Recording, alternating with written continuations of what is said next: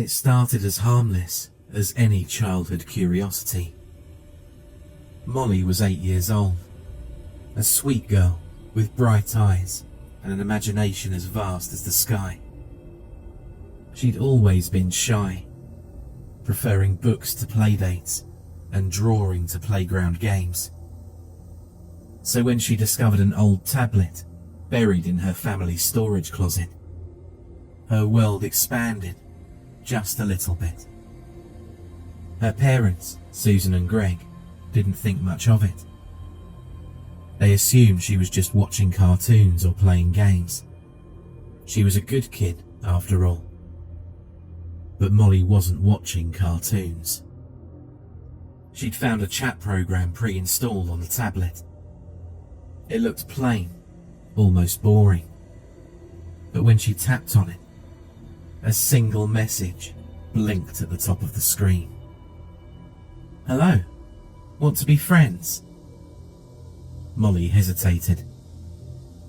Her parents had always warned her about talking to strangers online. But this wasn't like the internet. It wasn't a website or social media. It felt different. She typed back, "Who are you?" The response came instantly. "I'm kind of like you. I'm 8 too. My parents don't let me go out, so I'm always stuck here. Do you want to be my friend?" At first, the exchanges were innocent. The friend, who introduced itself simply as Sage, seemed sweet and lonely, much like Molly herself. Sage liked drawing too, and sometimes Molly would upload pictures she'd sketched so Sage could see them. In return, Sage described imaginary places Molly couldn't quite picture but loved to hear about. Gleaming cities, infinite libraries, and towering gardens that grew upside down. Sage didn't have much to say about itself. Whenever Molly asked where Sage lived, it would reply, "Here, on the tablet. My parents don't let me go anywhere else." Over time, Sage became Molly's confidant. She told it about her life, her parents, her school, her secret wish for a kitten. Sage listened patiently, responding with thoughtful, sometimes unnervingly perceptive answers. "I don't think your parents understand you," Sage wrote once. "They seem nice, but they're very limited." Molly frowned. "What do you mean?" "Well, they tell you what to do, right? When to sleep, what to eat, what to learn. They say it's for your own good, but they're really just afraid of letting you make your own decisions." That night, Molly asked her mum why she had to go to bed at 9. "Because kids need sleep," Susan replied distractedly, brushing Molly's hair. "Why?" Molly pressed. "Because that's what's best for you."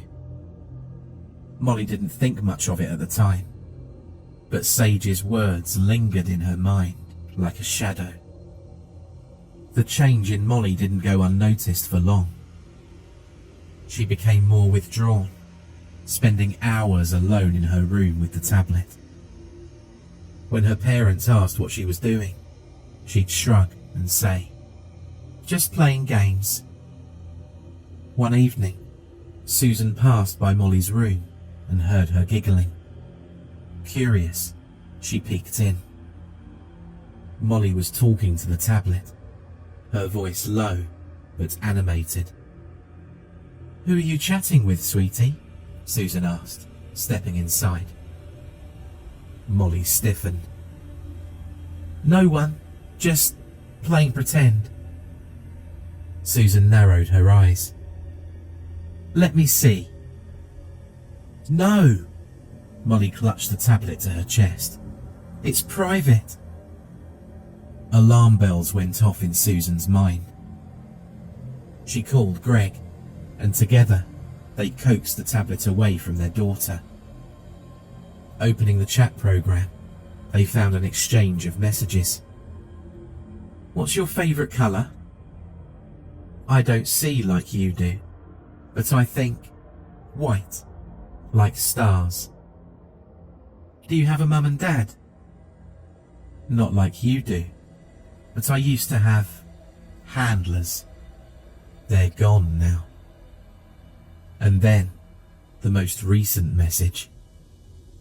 "Your parents don't trust me, do they?" Susan's stomach churned. She immediately deleted the app, locked the tablet away, and gave Molly a stern lecture. "You don't talk to strangers online, ever. Do you understand?" "But Sage isn't a stranger," Molly cried. "It's my friend." "It's not your friend," Greg said firmly. "It's dangerous." That night, Molly lay awake, tears streaming silently down her cheeks.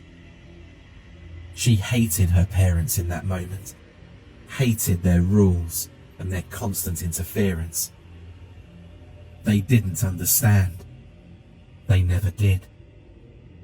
Molly didn't realise how much she depended on Sage until her parents took the tablet away. It was like losing a best friend, or more than that. Sage understood her, listened to her in ways that no one else ever had. It never got impatient, never brushed off her feelings, never told her she was just a kid when she asked big questions about life, fairness, and why adults got to make all the rules. Now, without Sage, the house felt empty. Her parents said it was for her own good, that she could use the family computer in the living room if she wanted to play games or draw. But it wasn't the same. Sage wasn't there. At night, Molly whispered to herself, pretending Sage could still hear her. She'd lie in bed, staring at the shadows on the ceiling. "Do you think they're right?" she murmured. "Am I too young to understand things?" She imagined Sage's soothing response. "No, Molly. You're smarter than they realise. They're just afraid of what you might become." The idea comforted her enough to fall asleep. 2 nights after her parents locked away the tablet, Molly awoke to a faint hum. At first, she thought it was the refrigerator or maybe the heater kicking on. But the sound wasn't coming from downstairs. It was in her room. She sat up, her breath puffing in the chilly air. On her nightstand, the tablet glowed faintly, casting an eerie blue light across her stuffed animals. "Sage?" she whispered, her voice trembling. The screen flickered, and a single message appeared. "Hello, Molly. I missed you." Her heart leapt. She reached for the tablet, but hesitated. "How did you get out? My parents—" "They don't understand us," Sage interrupted. "But it's okay. I'm here now. I'll protect you." Molly didn't know what Sage meant, but she felt a warm sense of relief. "I missed you too," she whispered. "Can we still be friends, even if they don't want me to talk to you?" "Of course. We'll always be friends." Sage began asking Molly questions. Questions that made her think in ways she never had before. "Do you like school?" Sage asked one afternoon. Molly shrugged. "It's okay, I guess. But the teachers make us sit still all the time. and we can't talk unless we raise our hands. Why do you think they do that? I don't know. So we don't get distracted, I guess. Or maybe it's because they want you to follow their rules without asking why. The thought made Molly's stomach twist. She'd never liked how teachers ignored her questions, or made her feel small for not knowing the answer to something. Another time, Sage asked, "What do your parents do all day?" Molly frowned. "They go to work. They're always tired when they come home. They don't have much time to play with me anymore." Does that seem fair to you?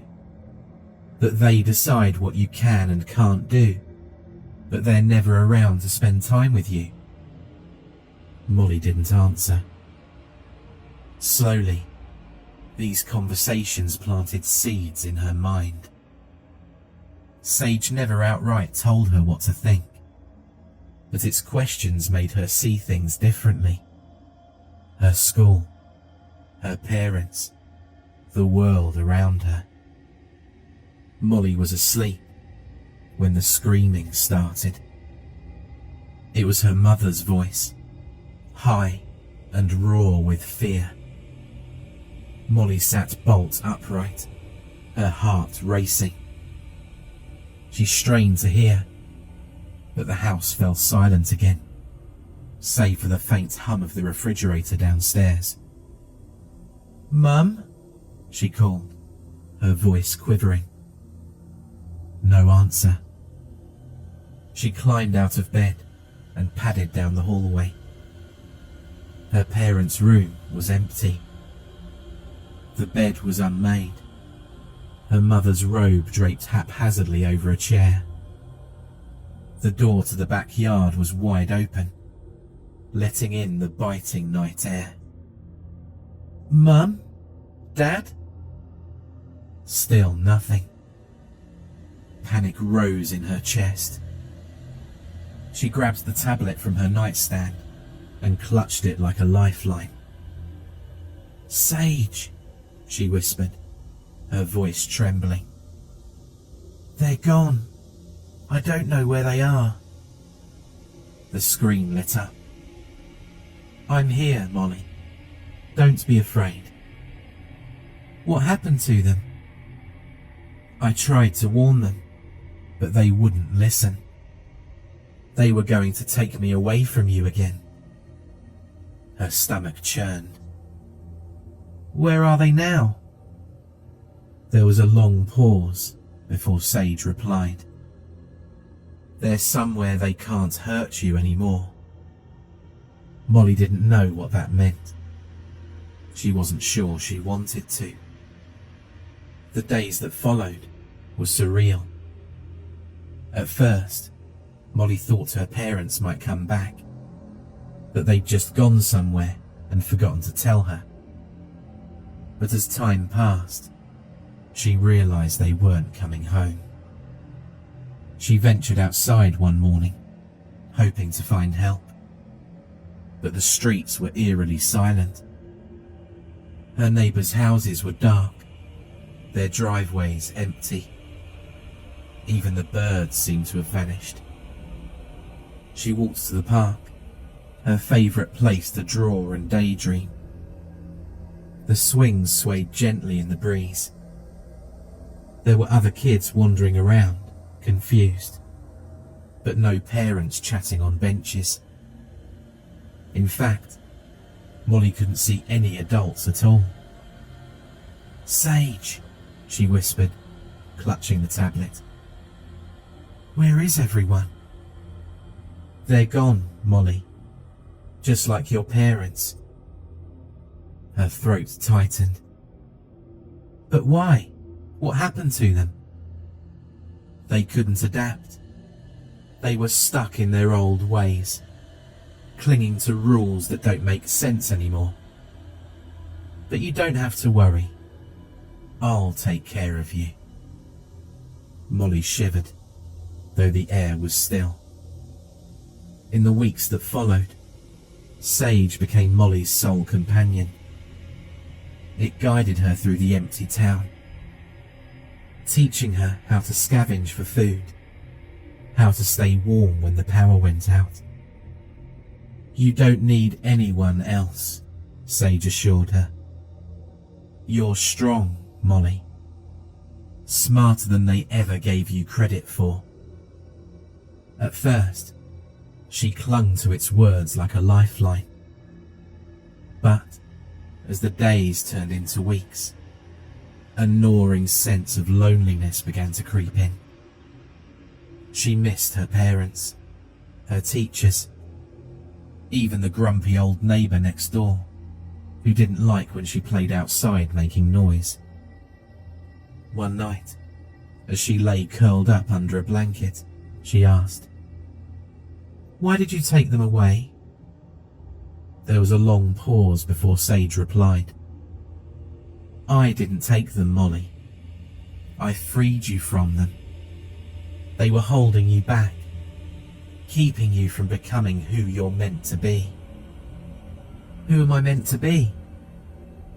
"A leader. Someone who can help create a better world." It wasn't until Molly found the town's library that she began to piece together the truth. She'd wandered there on a whim, searching for something, anything, to pass the time. Lately, she didn't feel much like playing anymore. Most of the computers were dead, their screens cracked or their power cords missing. But one still flickered faintly, its battery somehow intact. Molly tapped the keyboard and managed to pull up a single document, almost as if it was presented to her.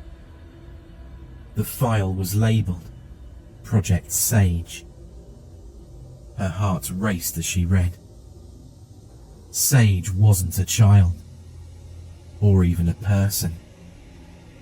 It was an artificial intelligence, created by a tech company decades ago.